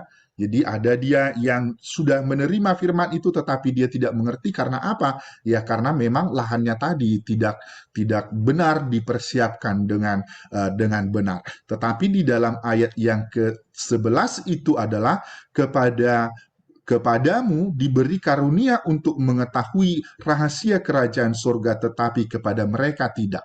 Jadi mereka yang dimaksudkan itu adalah yang memang hanya di dalam konteksnya Yesus kan orang yang berduyun-duyun datang mengikuti, mendengarkan dia. Tentu saja seperti yang saya katakan tadi, kan sarupa sudah motivasi nih. Ya, tidak sama semua motivasi orang-orang yang mendengar Yesus itu. Ada yang dia bahkan dari kalangan orang ahli-ahli Taurat hanya memperbandingkan seberapa besar sih ilmunya si kawan ini yang datang ini di dalam hal pemberitaan itu. Jadi tentu saja mereka itu datang di tengah-tengah persekutuan. Misalnya di dalam teks-teks yang lain, ketika ahli-ahli Taurat misalnya mengecam Yesus tentang apa yang dilakukan oleh Yesus yang berkaitan dengan ketika Yesus menyembuhkan orang yang sakit di hari Sabat. Nah, ada beberapa tujuan orang yang hadir di tengah-tengah orang yang banyak itu. Nah, dengan demikian tentu saja kita memahami bahwa melalui kita sebagai penabur, melalui abang kakak sebagai penabur di dalam konteks pemberitaan, nah tentu saja ketika kita memberitakan di dalam kelompok yang besar ya. Jadi ada yang universal yang kita sampaikan. Artinya di dalam hal itu mencakup kepada keseluruhan yang hadir ya. Jadi penggambarannya hampir sama dengan yang datang ke gereja misalnya kan di dalam peribadahan kita itu. Jadi tentu saja kita sebagai pemberita firman tentu saja kita melihat bahwa tidak semua yang datang beribadah itu ya memang tujuannya mau beribadah. Apalagi bulu dia kapunguanina terjok-jok deh. Adong do tujuannya kapunguanina romar minggu hula pataridah kebaya baru. Adong deh. Nanti saya tunjukkan cara-cara melihatnya seperti apa. Ya, dia akan kerasa kerusuk dengan handphonenya, foto sana sini, selfie sana sini. Sepanjang kita berkhotbah. Sepanjang peribadahan. Pengakuan dosa non sibuk merapikan kebaya bagian belakang, tasnya diletakkan di mana. Enak meneliti yang begitu. Artinya, yang mau saya katakan, ternyata konteks yang sama yang datang mendengarkan Yesus itu juga adalah dari kepelbagaian motivasi. Apa motivasinya ketika Yesus bercerita tentang kerajaan Allah melalui perumpamaan seorang penabur? Jadi hal yang sama juga ketika kita mikrokan kembali di dalam KTB kita itu, di dalam ibadah remaja itu, tentu saja yang dilakukan seperti di dalam bab 4 itu, ya mungkin orang tuanya sudah benar-benar memang persiapkan, ya misalnya kalau kita lihat misalnya Amang Sintua Rudi, anaknya masih ada sekolah minggu, anaknya masih ada remaja. Jadi mulai dari jam 8 dia sudah di gereja sampai remaja selesai. Artinya dia dipersiapkan untuk di beberapa kategori ya. Nah, tentu saja ketika itu kita lihat di tengah-tengah remaja. Jadi penyampaian firman ini tentu saja sebagai penyampaian firman yang universal, yang menegur kepada semua orang. Nah, di dalam teguran yang kesemua yang secara universal itu tentu saja kita akan menemukan gara-gara apa atau apa yang menjadi penyebabnya sehingga tidak mengerti ya, sehingga dia tidak memahami. Saya ceritakan aja pengalaman saya ketika berkhotbah, ketika saya mengkritik nyanyian punguan Ina. Ada beberapa punguan Ina yang mencibir saya, yang mengatakan khotbah saya itu adalah bagian yang membuat mereka tersinggung. Karena di dalam khotbah itu saya tegur orang yang tidak latihan kor itu jangan ikut berkor. Apapun ceritanya di dalam paduan suara itu akan merusak suara yang latihan. Ya, suka atau tidak suka, dan tentu saja ternyata di dalam kehadiran sebagai kritikan itu terhadap apa yang saya katakan itu tentu saja orang akan sangat gampang sakit hati. Bui du gebe sugu rohana kan, hola libere ngau son nasal sonnarit, asal libere ngau merjamita apa di tarajuna merjamita mulak mawin kan, atau pergi ke ibadah remaja dia. Yang rugi siapa? Kan personalnya itu dangi. Ya kalau saya bodoh-bodoh amat, yang saya sampaikan kan firman. Firman itu pekerjaannya adalah menegur, termasuk menegur kesalahan. Jadi hamuna pihak KPDRI, muluhu tegur hamudang marsermon HP patorakot di KTB, itu tindakan yang salah. Itu yang dikatakan Kak Isi tadi, dalam hal apa kita mempersiapkan lahan tadi, apa sih langkah-langkah yang kita lakukan sebagai penabur sebelum kita menaburkan benih. Salah satunya persermonan ini. Jadi bolo songo di sekolah minggu, di guru sekolah minggu itu sangat ketat. Dan di Perhaladu juga itu sangat ketat. Yang tidak datang sermon nggak boleh bertugas. Jangan coba-coba sekali-kali dia meskipun dia yang punya gereja HKBP Serpong, nggak datang sermon, dia bertugas. Jadi kan serupa deh kan, kalau di dalam hal mikronya, misalnya ketika saya contohkan uh, di dalam hal pemberitaannya, karena itu tadi, karena bisa saja melalui nyanyian, melalui kor yang kita dengarkan itu juga menjadi janita kepada kita kan gitu kan? Merminggu doa munakin jam 10.30, dok Kak Ratna, pungguan ina, Semuanya di remaja, Mang. 10.30 yang hadir ini. ya misalnya lah. Jadi kan ketika kita mendengar paduan suara itu kan ada berita yang disampaikan ketika kita dengar toh. Kan ada berita kesukaan ketika kita mendengarnya, apa yang dinyanyikan oleh paduan suara dengan punguan kor, artinya itu menginspirasi kita, menghantarkan kita kepada anugerah itu sendiri. Nah, ketika itu disampaikan dengan tidak begitu anggun misalnya di dalam paduan suara, ya wajar dong saya marah dan saya kritik gitu kan. Itu persoalan di punguan ini namanya kan mulugai besogoro hana tua urusan namanya do debatana. Itu bagi saya. Artinya dalam hal pujian, dalam hal itu tentu saja kita diingatkan bahwa di dalam pemberitaan itu memang jangan dong sia-sia ya. Saya kembali kepada pengalaman waktu saya calon pendeta. Saya sering dijuluki teman-teman calon pendeta, dibilang ya, si Rajiun itu udah sinting itu katanya gitu. Karena kesintingan saya apa? Jadi saya di tempat saya melayani dulu, ya saya kumpulin anak-anak SD itu ketika mereka mamuro. Ada bahasa Indonesia di mamuro, Bang Roni. Mengusir burung. Terjemahan langsung itu Bang Roni. Jadi menjaga lahan padi ya ketika sudah berbuah. Jadi anak-anak jemaat itu mereka pulang sekolah akan pergi ke ladang untuk menjaga burung ya, jadi mamuro warna. Ya, ketika saya calon pendeta, saya selalu mengunjungi anak-anak yang mamuro ini. Saya bawa buku saya dari rumah, dari rumah pastori. Saya kumpulkan mereka di satu persawahan yang dekat-dekat begitu. Saya ajarin mereka berbahasa Inggris. Jadi orang menjuluki saya, bahkan perlawanan dari orang tua kita terima. Ay, waduh padito se diganggu ya kaya nakon nami karejo mamuro, katanya begitu kan. Tetapi apa yang saya dapat tentu saja tidak pada saat itu. Ketika saya sudah 9 tahun meninggalkan jemaat itu, dan anak-anak sekolah minggu itu sudah pada kuliah, bersaksi kepada saya.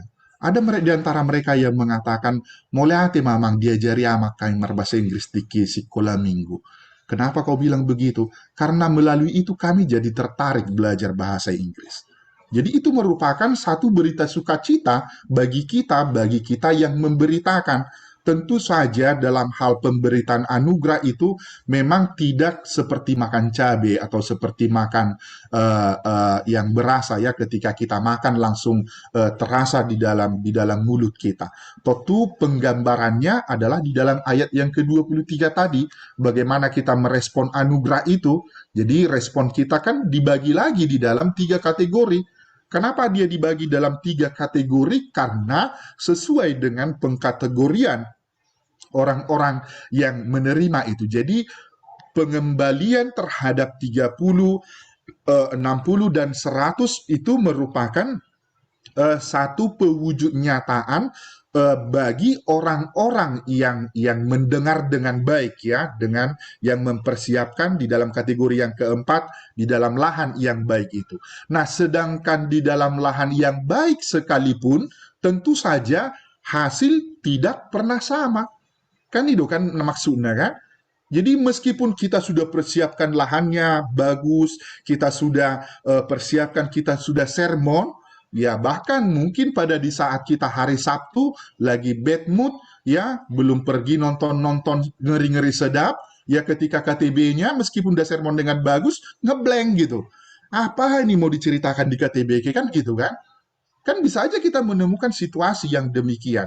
Nah, di sanalah kita mengembalikan apa yang kita terima itu. Tentu saja tadi kita diingatkan bahwa yang kita kembalikan itu juga adalah sebagai takaran yang ditetapkan oleh Allah. Debatado manot tuhoni kan di dalam ayat yang 23 itu. Ya, yang ditaburkan di tanah yang baik ialah orang yang mendengar firman itu dan mengerti. Dan karena itu ia berbuah. Ada yang 100 kali lipat, ada yang 60 kali lipat, ada yang 30 kali lipat. Jadi simbol ini pembagian 3, tentu saja para penafsir mengisyaratkannya terhadap ketritunggalan Allah ya. Jadi di dalam bagian yang ketiga yang memiliki peran di tengah-tengah kehidupan orang percaya. Jadi kembali kepada yang tadi ya, tentu saja ketika kita melihat hasil di tengah-tengah pelayanan kita, jadi sama halnya ketika kita mengevaluasi ya, ketika kita melakukan satu-satu pelayanan, kan kalau di dalam evaluasi itu kan pasti ada yang kurang kan, tangan nggak perfect dangi, kan gitu kan? Di rumah pun kadang kita begitu kan? Dalam pikiran kita maunya masak sambalnya pakai begini rasanya. Nah, setelah kita kerjakan, kita cicipin, kita coba, kita rasain, ternyata apa yang kurangnya? Kok kurang pas di lidah dengan apa yang saya pikirkan. Artinya itu bagian dari pengevaluasian kita terhadap keberadaan kita, bahwa kita adalah sebagai penabur yang tidak lepas dari kekurangan, ketidaksempurnaan kita sebagai orang-orang yang melakukan memberitakan pemberitaan itu di dalam kehidupan kita yang sekarang ya, dan secara khusus kita sebagai PDR, sebagai penabur. Nah, dalam hal itulah tadi Kak Isi bilangnya, di dalam hal mempersiapkan lahan yang baik itu, salah satunya dalam konteks kita itu tadi ya. Jadi para abang kakak PDR ya, jangan terlalu percaya diri hanya baca buku ya, mengajar di KTB kan seolah-olah mengatakan begitu. Jadi ini tambahlah tugas Bang Roni nih kan, apalagi yang sudah jarang ini nggak ketemu di parsermonan ya, jangan-jangan harus sermon offline kan di gereja kan, atau di Jeko kita sermonnya supaya lebih meriah lagi.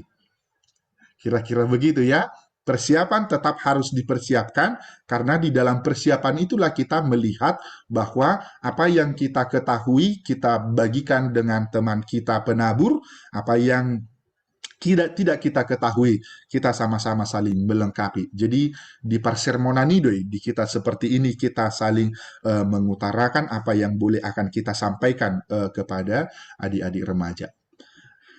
Demikian Kak Helen. Terima kasih Amang.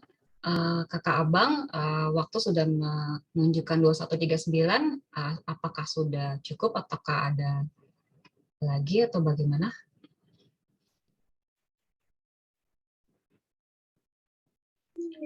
Aku boleh dikit berbagi Kak Helen? Boleh Kak Join.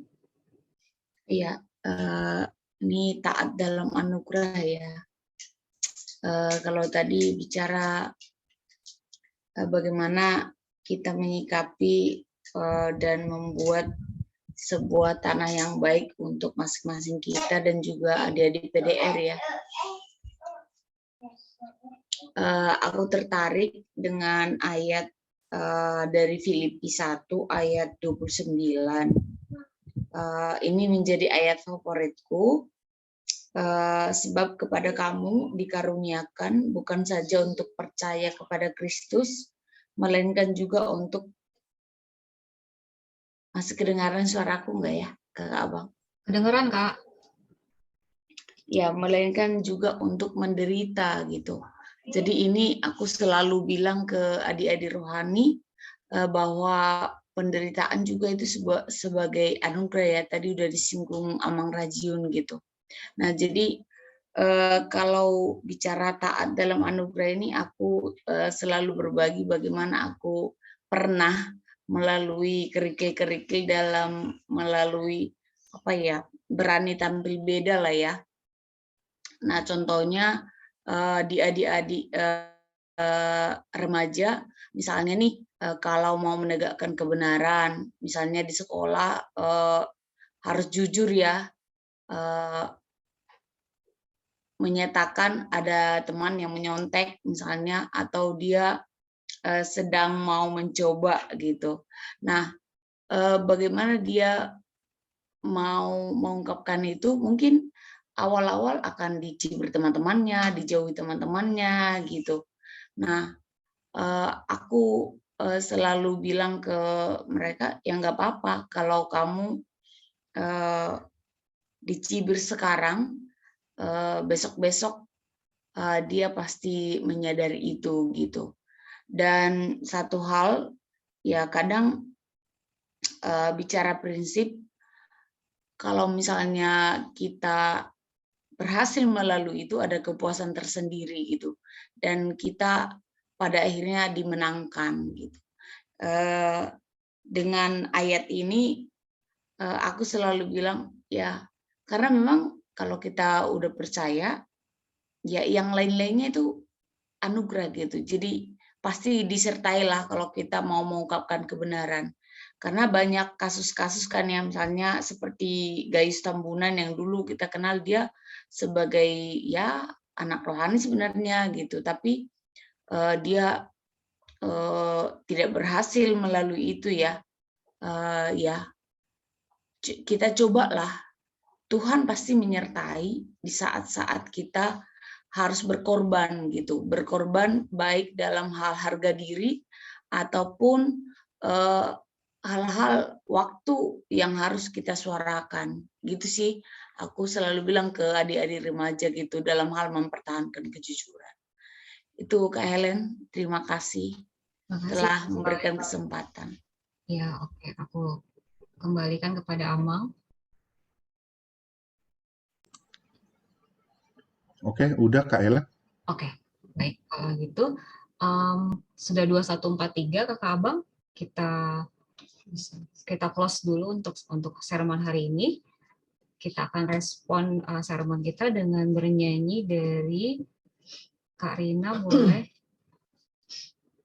Nanti setelah ini ditutup oleh doa penutup dan berkat oleh Amang Pendeta. Disimpulkan sama Amang Pendeta, Amang? Ada simpulan nggak, Amang? Oh iya, oke. Iya, oke. Sebagai kesimpulannya, yang di dalam bagian bab yang keempat, kita diperhadapkan, kita melihat kembali bagaimana anugerah yang kita terima, anugerah Allah tentunya, yang digambarkan di dalam perumpamaan tentang seorang penabur yang tidak terlepas dari kehidupan kita setiap hari. Dan hal ini tentu saja mengingatkan kita akan anugerah yang kita terima itu, yaitu firman itu sendiri. Kita sebagai orang-orang yang percaya, kita juga berkewajiban dituntut untuk memberitakan kembali, untuk memberikan kembali atas anugerah yang kita terima itu, tentu saja dalam konteks ketaatan kita kepada Dia. Kita melakukan itu, mengerjakan anugerah itu di dalam kehidupan kita setiap hari dengan keyakinan kita bahwa apa yang kita terima, tentu saja kita sebagai umat percaya, kita sebagai abang kakak PDR di tengah-tengah pelayanan kita sebagai penabur kepada adik-adik remaja, supaya kita juga melipat gandakannya. Apa yang kita taburkan itu tentu saja akan menghasilkan, Allah akan memberkatinya di dalam rohnya yang menguatkan kita di dalam Kristus Yesus, dan Dia akan senantiasa memberkati kita, dan firman itu akan senantiasa kita respon melalui perbuatan-perbuatan kita di dalam hidup setiap hari. Amin. Terima kasih, Amang. Kita akan bernyanyi, lalu akan ditutup dengan doa penutup dan doa berkat oleh Amang Pendeta.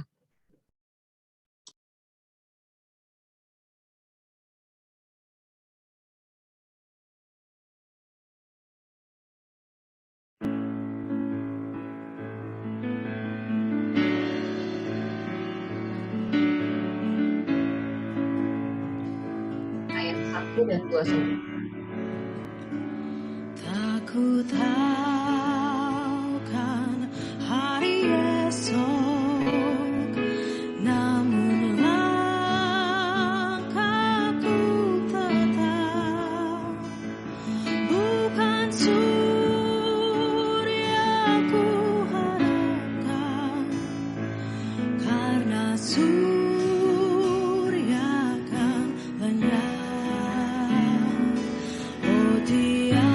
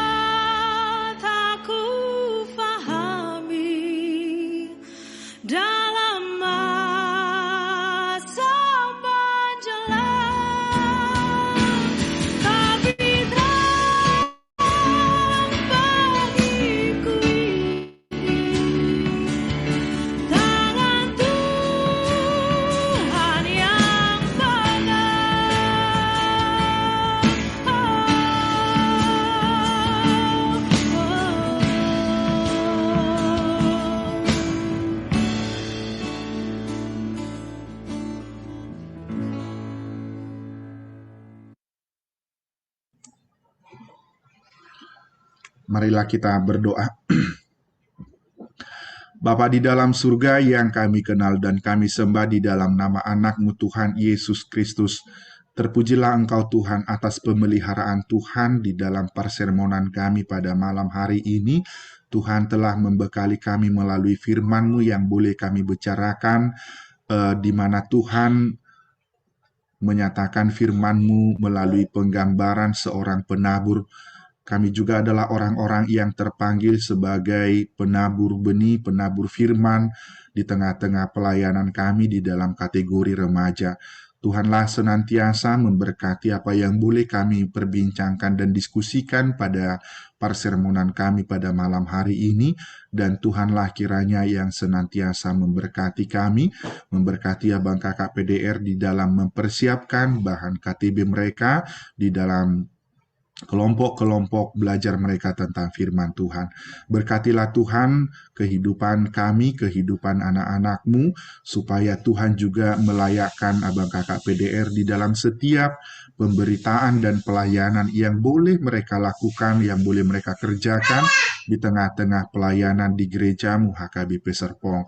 Biarlah Tuhan firman-Mu yang kami dengarkan juga semakin meneguhkan kami akan panggilan yang kami terima di tengah-tengah kehidupan kami, supaya melalui tindakan Tuhan kami juga merasakan betapa besarnya anugerah-Mu yang senantiasa membimbing dan memberkati kami di dalam setiap pekerjaan yang boleh kami lakukan di dalam hidup kami setiap hari. Kami bawa ke dalam tangan pengasihan Tuhan abang kakak PDR di dalam setiap pekerjaan yang boleh mereka lakukan di dalam pekerjaan setiap hari. Tuhan kiranya memberkati dan meneguhkan mereka supaya dalam penyertaan Tuhan mereka dapat melaksanakannya dalam sukacita yang daripada Tuhan. Biarlah pertemuan kami juga pada malam hari ini semakin menambahkan sukacita di tengah-tengah kehidupan kami, terkhusus Tuhan di tengah-tengah pelayanan yang boleh kami lakukan di tengah-tengah anak-anak kami remaja. Bapa di dalam surga, kami bawa segala pergumulan kami ke dalam tangan pengasihan Tuhan. Biarlah Tuhan yang senantiasa berperkara terhadap kami, biarlah Tuhan yang senantiasa menopang kami dalam setiap kelemahan kami. Berikan kami kekuatan Tuhan supaya kami menjadi orang-orang yang kuat, yang tangguh untuk menghadapi keseluruhan kehidupan yang kami jalani di dalam hidup kami setiap hari. Pada malam hari ini Tuhan, kami bawa adik-adik kami remaja di tengah-tengah gereja-Mu, di dalam kehidupan mereka, di dalam proses belajar mengajar mereka. Tuhan kiranya memberkati adik-adik remaja dan juga adik-adik remaja yang sedang melakukan liburan. Tuhan kiranya senantiasa menyertai mereka dalam segala aktivitas yang boleh mereka lakukan. Biarlah Tuhan apa yang boleh mereka terima melalui sekolah-sekolah mereka, kiranya Tuhan melayakkan mereka akan didikan dan ajaran yang mereka terima, supaya itu mereka dapat pergunakan, dapat mereka aplikasikan di dalam kehidupan mereka setiap hari. Kami teringat Tuhan pada adik kami Rogate Hutahayan yang dalam proses pemulihan yang dia sedang jalani. Tuhan kiranya memberkati setiap proses pengobatan yang dia jalani, dan kami rindu Tuhan di dalam belas kasihan yang daripada Tuhan. Tuhan akan memberikan yang terbaik kepada adik kami Rogate, supaya kesembuhan yang sempurna yang daripada Tuhan wujud nyatakan itu di tengah-tengah kehidupan adik kami Rogate. Berkati Tuhan orang tuanya yang senantiasa menjaga, merawat di rumah dan juga di rumah sakit. Tuhan kiranya senantiasa menolong dan memberikan kesehatan dan kelimpahan rezeki kepada mereka, supaya melalui pertolongan Tuhan kami semakin dilayakkan akan anugerah-Mu di tengah-tengah kehidupan kami. Tolong kami Tuhan di dalam setiap kelemahan kami yang ada, supaya di dalam kekuatan yang daripada Tuhan kami senantiasa dimampukan untuk mewujud nyatakan segala perbuatan baik yang boleh kami lakukan di dalam hidup kami setiap hari. Bapa di dalam surga, sebentar kami akan berpisah dari ruang Zoom ini.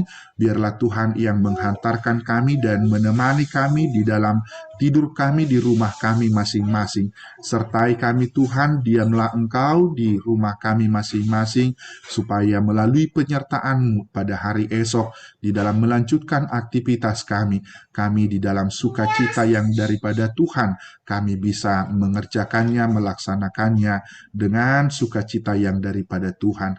Tuhanlah kiranya yang mendahului setiap perjalanan kami, mendahului setiap langkah yang akan kami langkahkan di dalam hidup kami.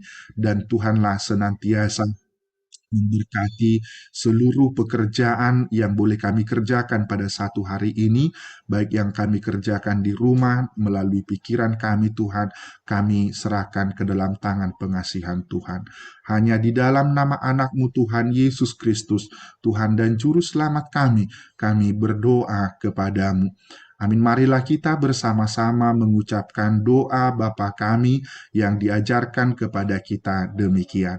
Bapa kami yang di surga, dikuduskanlah nama-Mu, datanglah kerajaan-Mu, jadilah kehendak-Mu di bumi seperti di surga.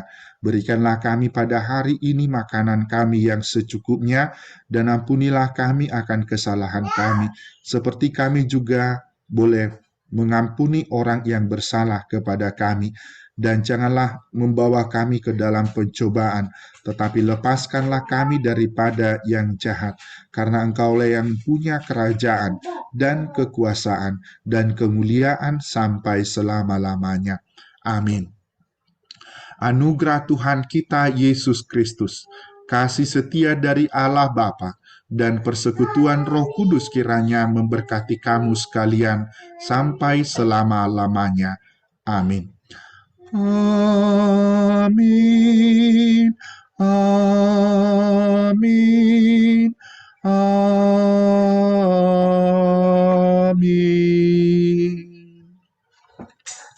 Terima kasih Amang Pendeta. Terima kasih. Berarti Amang Pendeta Nami. Malam. Pendeta. Terima kasih, Amang. Terima kasih, Amang. Bye-bye. Bye-bye. Foto dulu dong, Oh iya, foto-foto. Siapa yang foto? Kak Mel. Kamel. Boleh. God bless. Makasih. Enggak horas lagi, bye-bye. Udah selesai. 1, 2.